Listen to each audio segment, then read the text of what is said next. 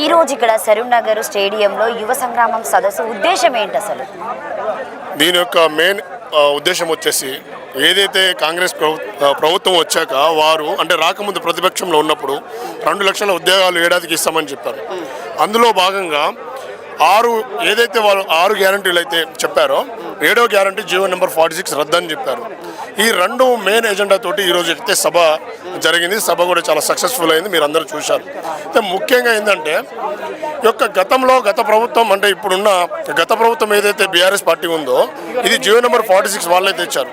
దీనివల్ల తప్పిదం జరిగింది. ఇప్పుడు కేటీఆర్ గారు కూడా ఒక మాట చెప్పారు, మేము మళ్ళీ భవిష్యత్తులో అధికారంలో వస్తే ఖచ్చితంగా జీవో నెంబర్ 46ని రద్దు చేస్తామని అయితే ఒక మాట చెప్పారు. ఇప్పుడున్న ప్రభుత్వం ఒక కమిటీ వేసింది, పొన్నం ప్రభాకర్ కానీ దామోదర రాజనరసింహ గారితో ఒక కమిటీ వేసింది. ఇప్పటివరకు కమిటీ రిపోర్ట్ తీయలేదు. చాలా వరకు 126 మార్కులు వచ్చినా కూడా గ్రామీణ స్థాయి జిల్లాల్లో జాబ్ రాని పరిస్థితి. అదే హైదరాబాద్ జిల్లాలో చూసుకుంటే 78 మార్కులు జాబులు వచ్చిన పరిస్థితి ఉంది ఇక్కడ.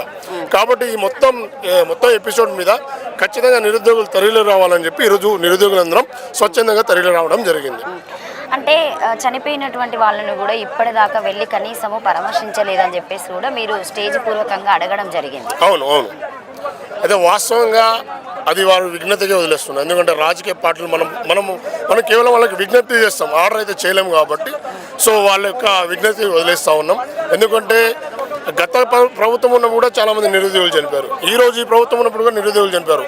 ఎంతసేపు నిరుద్యోగుల మీద ఓట్లు రాబట్టుకోవడమే చూస్తున్నారు. కానీ ఖచ్చితంగా నేను ఏమంటున్నానంటే ఇప్పుడు గవర్నమెంట్ ఇది బీఆర్ఎస్ గవర్నమెంట్ కనుక వస్తే ఖచ్చితంగా ఎవరైతే నిరుద్యోగులు ఆత్మహత్యలు చేసుకున్నారో, నిరుద్యోగులు అంటే ఆత్మహత్యలు అంటే చాలా చిన్న ఏజ్లో చేసుకుంటారు. అంటే కొంతమందికి ఆలోచన లేకుండా లేకపోతే వేరే ప్రాబ్లమ్స్ వల్ల చనిపోతారు.